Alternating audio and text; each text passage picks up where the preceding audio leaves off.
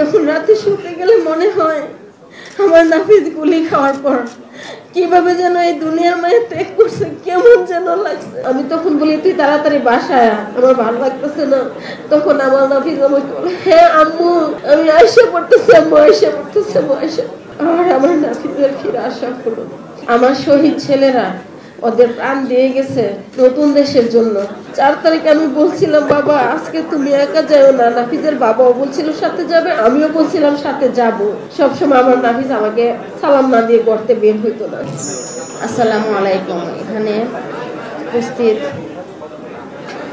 মাননীয় অনেক গণ্যমান্য মুরব্বী এবং আমার সন্তান তুলে ছাত্ররা অনেকেই আছে, সবাইকে আমি আবার আমার তরফ থেকে আসসালামু আলাইকুম।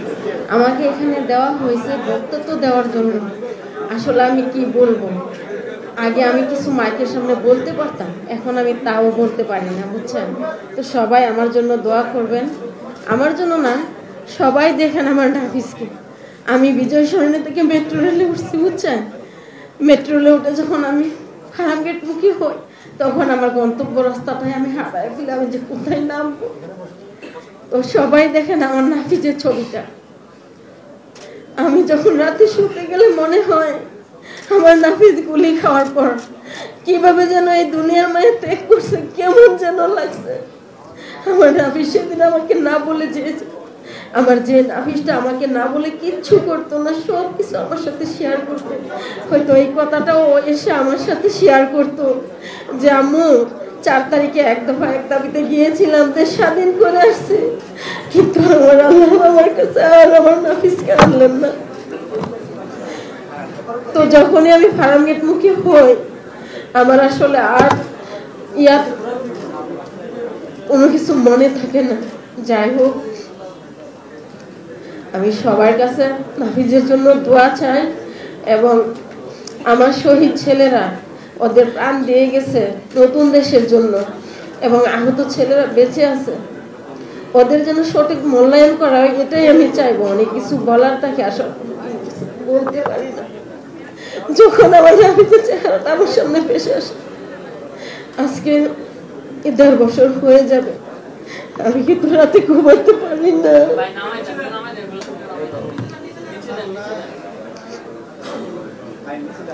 আমার নাফিজ 18 তারিখে আন্দোলনে গিয়েছিল, স্কেচ টাওয়ারে অ্যাটাক হয়,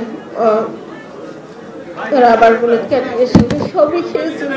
তো আন্দোলন করতে করতে করতে করতে আমার নাফিজ বাসায় আসছে, কিন্তু 4 তারিখে আমি বলছিলাম বাবা আজকে তুমি একা যাও না, নাফিজের বাবাও বলছিল সাথে যাবে, আমিও বলছিলাম সাথে যাব, কিন্তু ও আমাকে ওভাবে বলে না যে আম্মু আমি বের হচ্ছে আন্দোলন উদ্দেশ্যে, ও বলছিল সামনে বের হচ্ছে।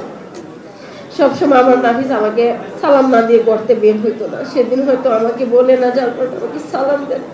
সর্বনাশ আমার নাফিজ আমাকে 3টায় সালাম দেয়। আমি ছিলাম নামাজের বিছনায়, আমি নামাজের বিছনায় ওর সাথে কথা বলার পর আমি বলছিলাম যে বাবা তুমি কোথায়।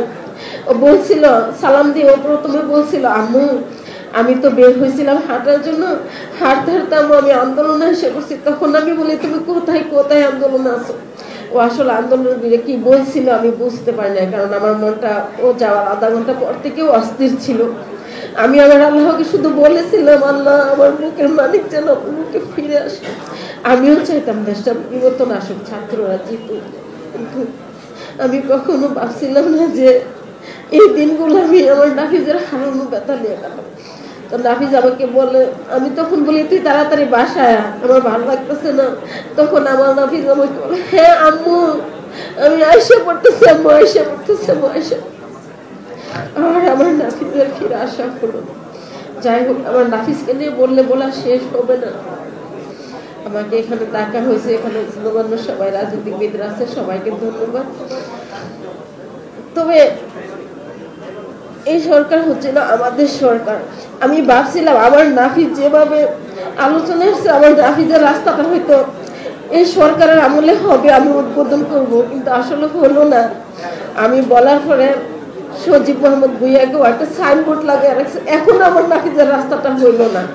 আমি কামনা করি দেশ সামনে ভালোর দিকে যাবে। আমি নাফিজের মা হিসাবে দোয়া করি, এটা আমার প্রত্যাশা ছাত্রদের ভালো হবে। কিন্তু আমার নাফিজের কোনো কিছুতে ওদেরকে দিয়ে আমি একটা উদ্বোধন করতে পারি না, এটাও আমার কাছে খুব কষ্ট লাগে, খুব কষ্ট লাগে। এখনো আমার নাফিজের ফার্মগেট চত্বরটাতে ওর নামে একটা সাইনবোর্ড লাগাই রাখছে, জাস্ট ওর রাস্তাটা এখনো হয়নি।